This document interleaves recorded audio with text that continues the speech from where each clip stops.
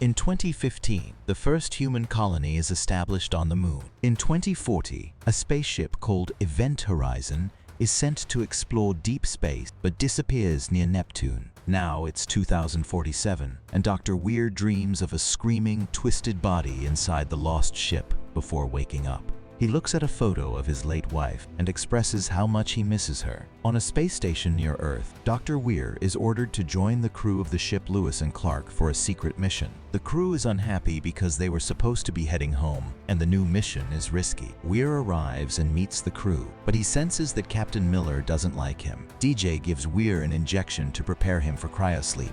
The crew enters their tanks and falls asleep. 56 days later, Weir wakes up, hearing CLA's voice calling him. He exits his tank and notices the others are still asleep. The voice continues to whisper, leading Weir to a control room where he is shocked to see CLA in the pilot's seat, saying she's cold. When he turns her around, she suddenly appears behind him with her eyes missing. Weir then wakes up from another nightmare, choking as he emerges from his tank. The crew quickly helps Weir, and DJ tells him that feeling disoriented is normal. During breakfast, Peters watches videos of her son and feels sad about missing his birthday and Christmas. With the ship set to reach Neptune in 2 hours, Weir finally reveals the mission detail. Miller reminds him that no one is happy to be there. Weir explains that a radio signal from the missing ship Event Horizon was detected near Neptune, which surprises the crew. He reveals that the official story about the ship was a cover-up. It was actually a secret project to create a faster-than-light ship using a gravity drive he invented. The device could fold space-time to make quick jumps across space, which Weir demonstrates with a piece of paper. The mission had been going smoothly until they activated the gravity drive and the Event Horizon vanished. Weir plays the eerie radio transmission they receive, filled with screams and growl. After running it through filters, DJ identifies a human voice speaking Latin, translating it to "save me." Shortly after, the ship enters Neptune's stormy atmosphere, shaking violently. The pilots work hard to keep control and reverse the thrusters, safely reaching the Event Horizon. The crew is awed by its massive size as they dock. Stark runs a quick scan, revealing that the reactor is still hot. There are small radiation sources but no leaks. The hull is intact, there's no gravity, and the thermal units are offline, making the ship extremely cold. Stark notes that the crew couldn't have survived unless they were in their tanks. She runs a second scan and detects traces of life, but she can't determine where they are since the readings are scattered throughout the ship. Confused, Miller orders Justin and Peters to join him in searching the ship.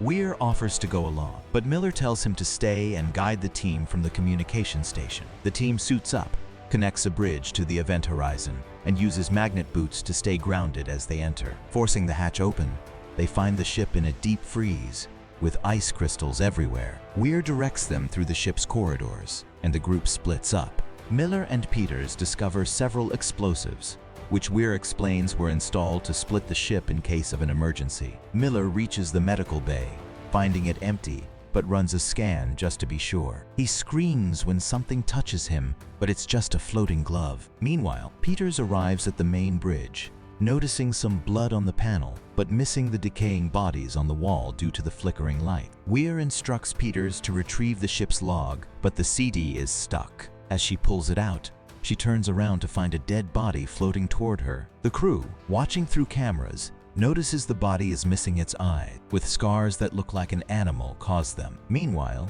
Justin reaches the engineering deck and crosses a strange-looking bridge to enter the room, where coolant is leaking everywhere. He spots a device spinning in the center and realizes it's the gravity drive. As Justin approaches, the drive suddenly stops, and the crew on the ship loses contact with him, seeing only static. The drive then opens with bright lights, revealing a mysterious liquid that Justin touches. As he reaches inside, the drive pulls him in, dragging the rope attached to the ship with him. The gravity drive emits a massive wave, severely damaging the Lewis and Clark and injuring the crew with debris. The ship catches fire, and DJ uses a small fire extinguisher while urging everyone to run. Despite the chaos, Cooper goes aboard to rescue Justin. Justin is ejected from the drive, and Cooper catches him before he floats away.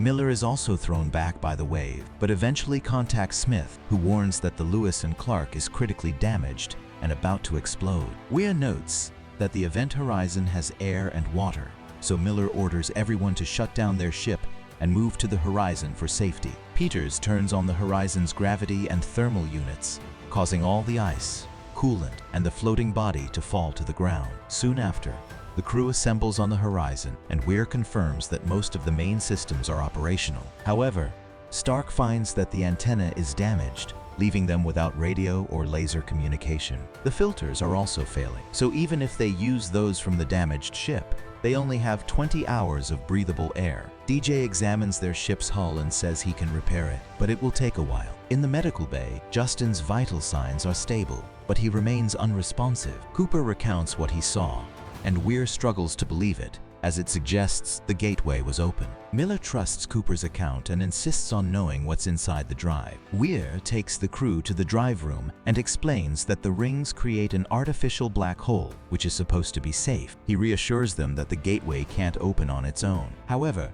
he objects when Miller orders Stark to seal the room. Miller counters that since people are already injured, it's clear that the situation is not as safe as Weir claim. In the medical bay, Peters is reviewing the horizon's logs when she hears a strange noise behind her. She grabs a knife and approaches a tent on a table, only to find her son with severely injured leg. Peters is devastated, but when DJ arrives and she looks back, the table is empty. Peters then plays the last log entry from the horizon. The crew appeared fine until they activated the drive, at which point the video became distorted. Just then, the horizon loses power, and DJ finds it's due to a power drain. Weir and Miller rush to the drive room, where Weir opens a hatch to inspect the inner working. Meanwhile, in the medical bay, Justin's body begins to shake, and DJ checks on him. Justin grabs DJ, saying the dark is coming before collapsing again. Back at the drive, Weir works on the device, but is startled by CLA's voice and flickering light. CLA appears before him, saying forever,